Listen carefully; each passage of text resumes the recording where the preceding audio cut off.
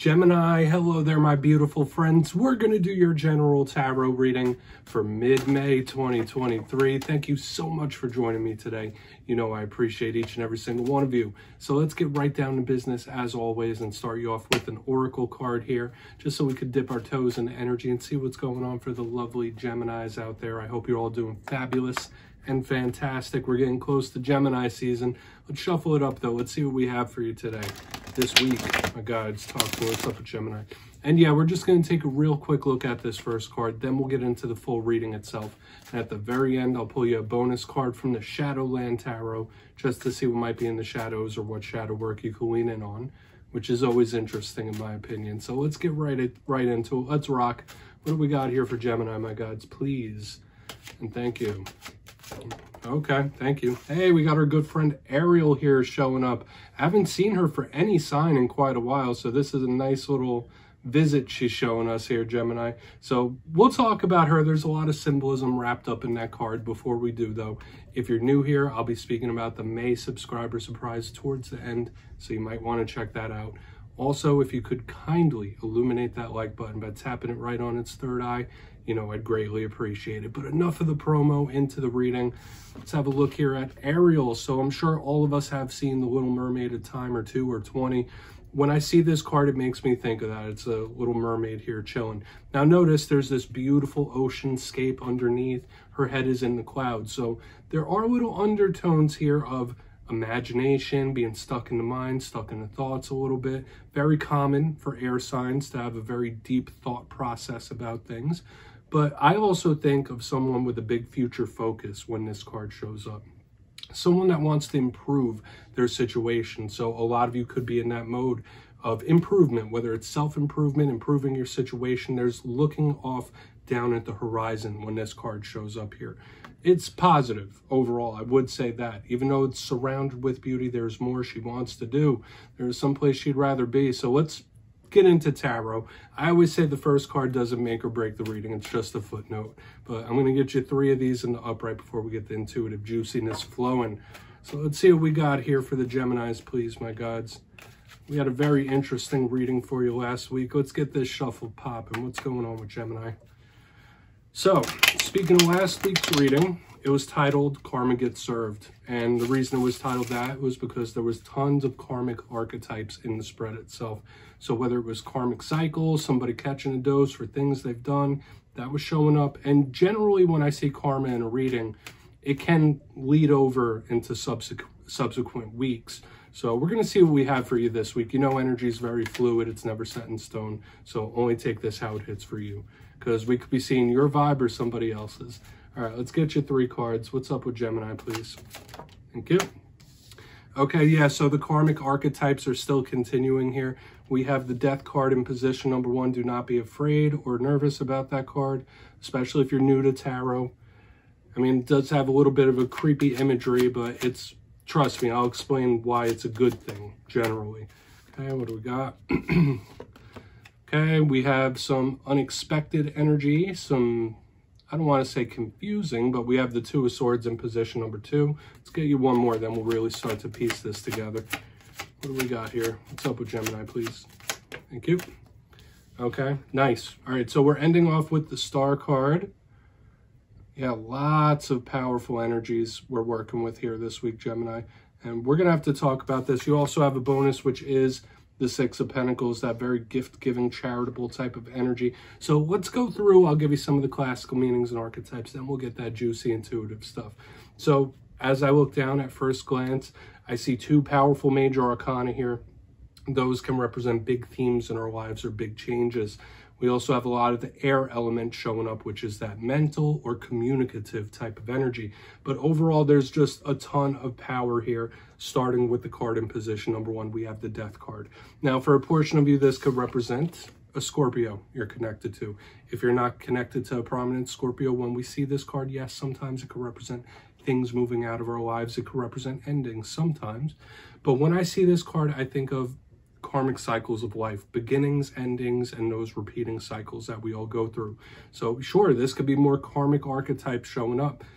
When I see this, I think of somebody remaking themselves, like rising from the phoenix, like rising from the ashes like a phoenix, pardon me. So this can be a very positive card of remaking oneself in a more powerful image.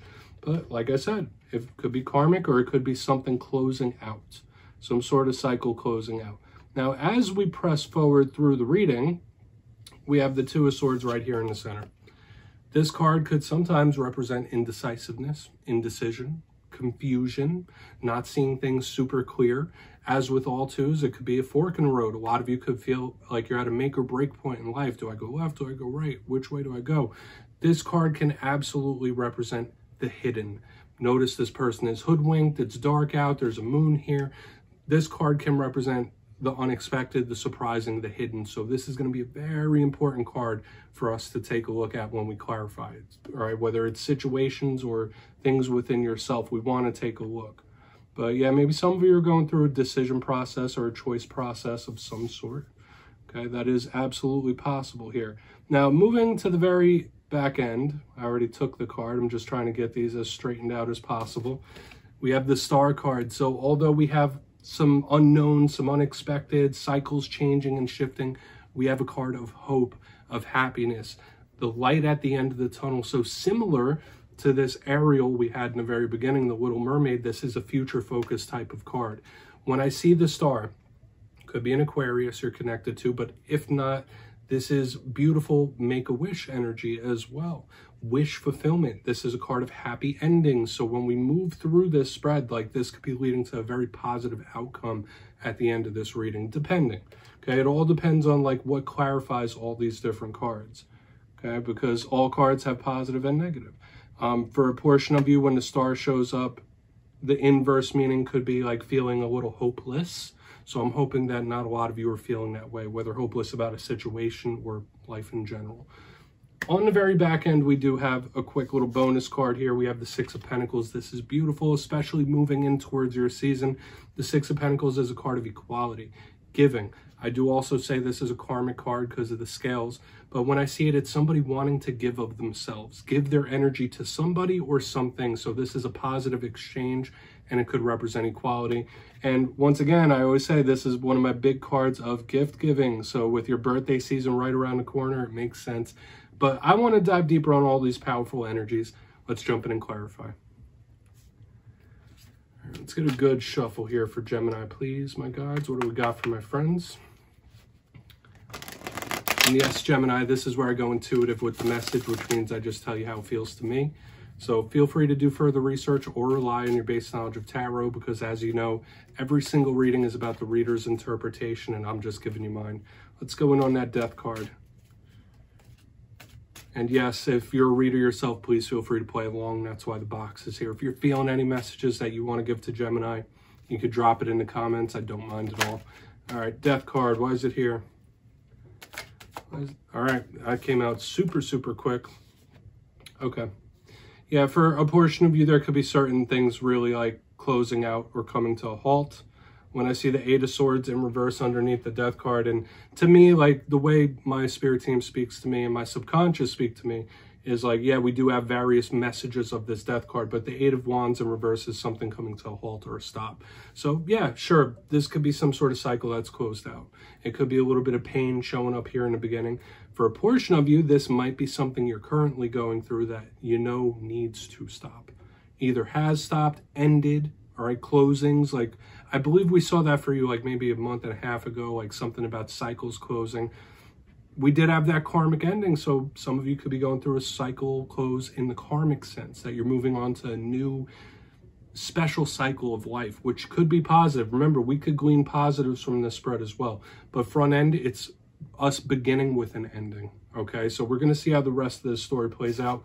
For a portion of you, you might be having big communication problems. You might feel like you're going up against a brick wall, that it's hard to progress, that things are a little stagnant. So watch out for that energy as well. I feel like those are the main ones. Either there's various things ending or closing, maybe one thing in particular, but there's a little bit of a risk of stagnation. So let's keep moving forward. And remember, this doesn't mean it's coming down the pipeline like today, tomorrow, or this week. This could be something that's already happened. So let's see what that Two of Swords is about. Why's the Two of Swords here? Thank you. Three of Pentacles. Okay, yeah. You might have a lot more help than you think you do, my friends, with the Three of Pentacles in the upright underneath this Two of Swords. You might have a lot more resources, a lot more friends, a lot more people that care about you than you really think or know. Okay? And I know that is something that, like, some people can really fall into that trap of feeling lonely sometimes. For some reason, I'm picking up that lonesome Five of Pentacles vibe right here in the center. Now, the Three of Pentacles could speak about work. Some of you could be having like confusion about current work situations or money situations if we were to read this literally. But I feel like for a lot of you, this could be Spirit giving you a little shot in the arm. Like, listen, yeah, you might be going through a rough thing, or a rough thing could be coming down the pipeline, but you are valued.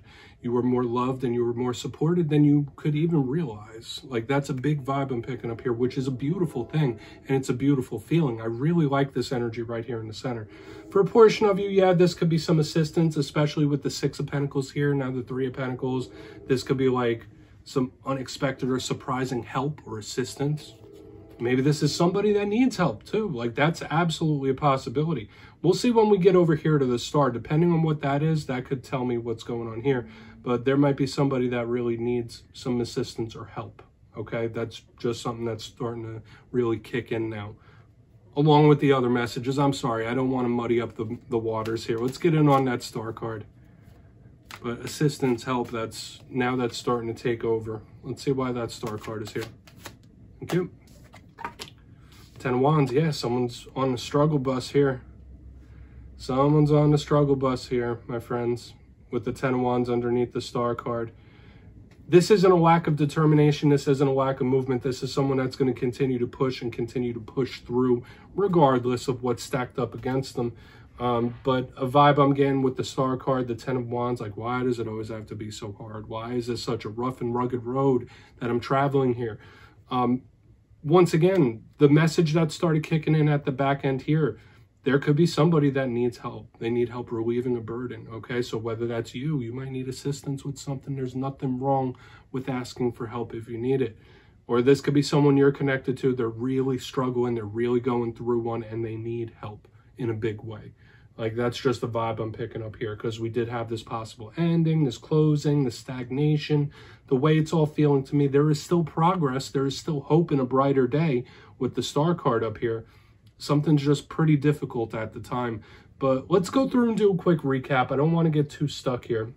But you know the Ten of Wands is a card of burdens, right? And another thing with this card, watch out for your physical health, okay? Big time here.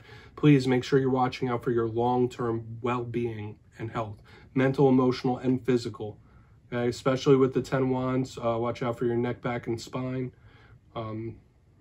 Don't trade the future for the present as well. I felt like I needed to say that for some of you. But let's go through and do a quick recap here if you kindly look in the box.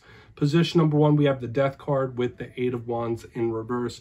So either you knowing something needs to come to a close or come to a stop, or yeah, maybe there's been an ending recently, or there's one coming up.